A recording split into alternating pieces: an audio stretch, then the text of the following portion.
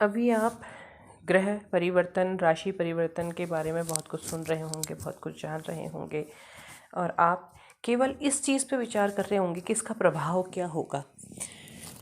अब मैं बताती हूँ कि आप इस चीज़ को अपनी लाइफ में कैसे यूज़ कर सकते हैं। हेलो दोस्तों, welcome to my YouTube channel अध्यात्म और विज्ञान। अगर वीडियो में बहुत अच्छी जानकारी आपको मिलती है तो ज़रूर चैनल को लाइक, शेयर, सब्सक्राइब करें।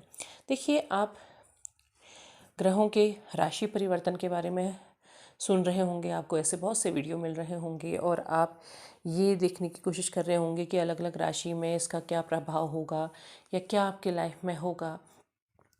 देखिए, मैं इस चीज़ को एक नई बात आपको बताऊंगी कि आप इसे अपनी लाइफ में कैसे इस्तेमाल कर सकते हैं। अभी आपने राहु केतु का राशि परिवर्तन के बारे में सुना होगा कि राहु क्या करता है। राहु आपको भ्रम में डालता है, राहु आपको मोह देता है और वहीं केतु आपको डिटैच करता है। अब आपके लाइफ की बात करते हैं। आप अपनी लाइफ में बहुत परेशान हैं, आप बहुत तकलीफ़ में है, पेन में है, आपका सेपरेशन बहुत लंबा हो चुका है। आप चाहते भी हैं कि आप उससे बाहर निकल जाएं। आपको इतना समय हो गया है इंतज़ार करते हुए, अब आपको कोई उम्मीद नहीं है और आप बाहर भी नहीं निकल पा रहे। आप इतने लंबे समय के बाद भी आप इंतज़ार ही कर रहे हैं। आपको इंतज़ार है कि शायद कुछ अच्छा हो जाए या फिर आप उस पेन से बाहर निकल जाए, ये चीज़ें आपके दिमाग से ख़त्म हो जाए, तो आपके लिए ये बहुत अच्छा समय है। यहाँ पर आपका की सहायता केतु आपकी सहायता कर सकते हैं। उसके लिए आपने क्या करना है? उसके लिए सबसे पहले आप अपने आप को राहु के भ्रम से निकालना है। भ्रम क्या है? भ्रम आपके दिमाग में है कि शायद आएंगे, शायद आएंगे, शायद अब आ जाए, शायद उन्हें मेरी याद आ रही होगी। तो इस चीज़ को यहीं पर स्टॉप करना है, खुद को डिटैच करना है। डिटैच करने के लिए क्या करें? डिटैच करने के लिए सबसे पहले चीज़ों को लेट गो कर दें, चीज़ों को जाने दें कि ये भी जो भी चीज़ें हुई इनको यहीं छोड़ते हैं। मन में आप प्रश्न ही नहीं रखिए। आप ये मत सोचिए कि मेरे साथ बुरा हुआ, मेरे साथ गलत हुआ। जो हुआ वो होना था और वो उसमें सहभागिता आपकी भी है। केवल एक ही पक्ष गलत नहीं है, बल्कि आपने भी उसमें बराबर का सहयोग दिया, इसीलिए चीज़ें ऐसी हुई। तो अब इस चीज़ को यहीं छोड़ते हैं, इसे जाने देते हैं, क्योंकि इस चीज़ को आपने अपनी लाइफ का इशू बना दिया और इस चीज़ ने आपकी लाइफ की बहुत सी चीज़ों को स्पॉइल कर दिया। तो इसे जाने देते हैं। छोड़ो, मैंने माफ़ किया, जाने दो। ठीक, अपने आप को भी, सामने वाले को भी, दोनों को माफ़ किया, किसी एक को भी नहीं, दोनों को माफ़ किया। इसे यहीं रहने दो, जाने दो। जब आप जाने दे का भाव अपने मन में लाएंगे तो ज़रूर केतु आपकी सहायता करेंगे।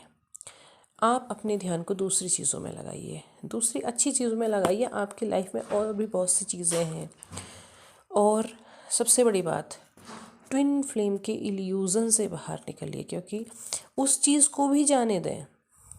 आप जब अपने दिमाग में ये बिठा लेते हैं कि नहीं, हम तो ट्विन फ्लेम हैं और बस कुछ भी होगा, कुछ भी हो, पार्टनर मेरे पास वापस आएगा ही आएगा। देखिए, अगर आप ट्विन फ्लेम हैं तो चीज़ें अपने आप बदलने लग जाएंगी।